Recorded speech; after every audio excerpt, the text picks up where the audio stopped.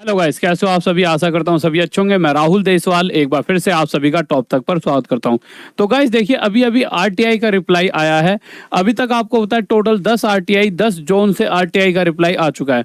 बहुत सारे जोन ने अच्छे तरीके से रिप्लाई करे, कुछ जोन ने कहा हम डाटा नहीं बता सकते। परंतु इस बार जो आरटीआई का रिप्लाई आया है वो एक ऐसा रिप्लाई है जिसके अंदर इतने ज्यादा क्वेश्चन पूछे गए और उतने ही अच्छे तरीके से आंसर भी बताए गए, और वहां से आपको बहुत कुछ समझने को मिलेगा कि कितनी प्रतिशत अटेंडेंस रह रही है। जैसे मात्र 30% अटेंडेंस हर जोन से निकल कर आ रही है। और देखिए, अटेंडेंस के ऊपर ही आपकी कट ऑफ भी डिपेंड करेगी। आप कहोगे सर ऐसा कैसे कि अगर कम बच्चे जा रहे हैं तो अटेंडेंस कम क्यों रहेगी? क्योंकि परसेंटाइल एक होता है नॉर्मलाइजेशन और इस बार है परसेंटाइल नॉर्मलाइजेशन। और जैसा कि हमेशा कहता हूं मैं, परसेंटाइल नॉर्मलाइजेशन के अंदर हम जो फॉर्मूला फिट करते हैं उसके अंदर यही चीजें डिपेंड करती है कितना बच्चा एग्जाम देने पहुंचा।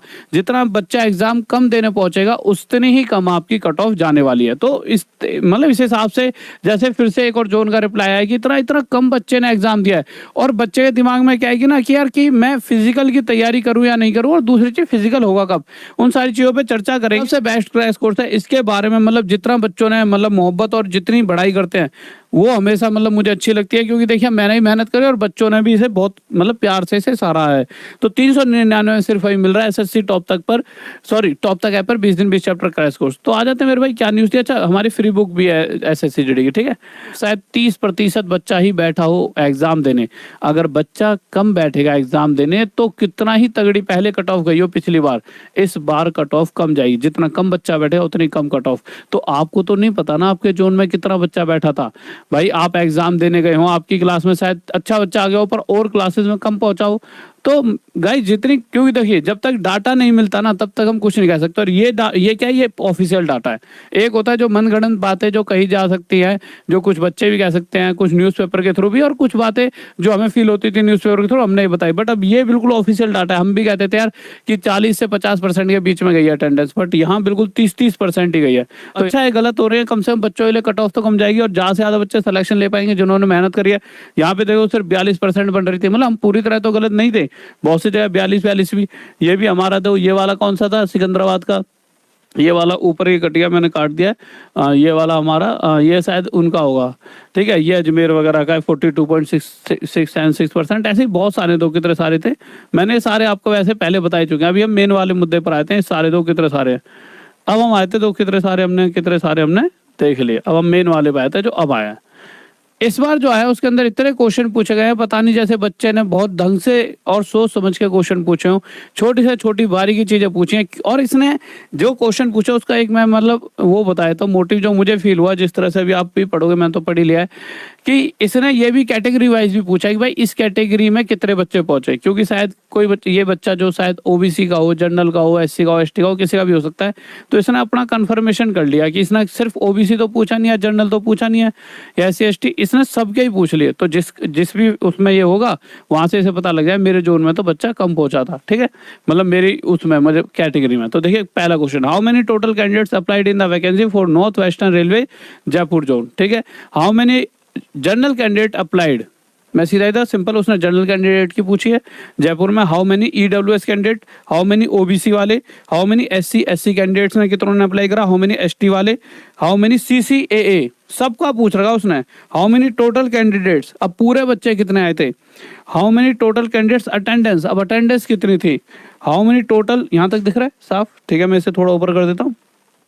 How many total form received category wise, उसने सब पूछ लिया कि फॉर्म कितने भरेगा, कितना बच्चा एग्जाम देने आया, और टोटल कितना था, और कैसे एससी वाले में कितना देने आया, इसमें कितना आया, फलाने में ढिकाने में। अब इसका आंसर देख लेते हैं गाइस।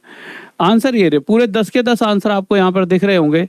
देखिए ये दिख रहे 1 2 3 4 5 6 7 8 9 और 10, और इतने अच्छे तरीके से आंसर शायद ही आज तक किसी भी उसने दिया हो, किसी भी जॉन ने।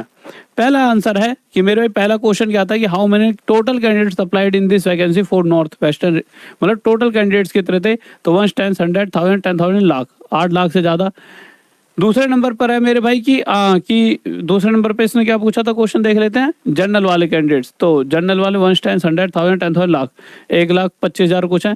फिर तीसरे पे शायद ओबीसी था तो 27,000 कुछ। इसी तरह से SC ST के 44,000 20 ऐसे 1 10 100 1000 10,000 1 10 100 1000 10,000 लाख 4 लाख कुछ। किसके थे चौथे नंबर पे क्वेश्चन, ओबीसी वाले के 4 लाख। अच्छा EWS का था पहले। इसी तरह से 2 लाख इसमें, छठे में, सातवें। अपने पीछे पीछे वीडियो करके क्वेश्चन देखते रहना, ठीक है। अब मैं 8वें 9वें पे देख लेता हूँ क्योंकि ये ज़्यादा मेन इंपॉर्टेंट लग रहा है। How many total candidates appeared in the exam under RRCCN north western railway.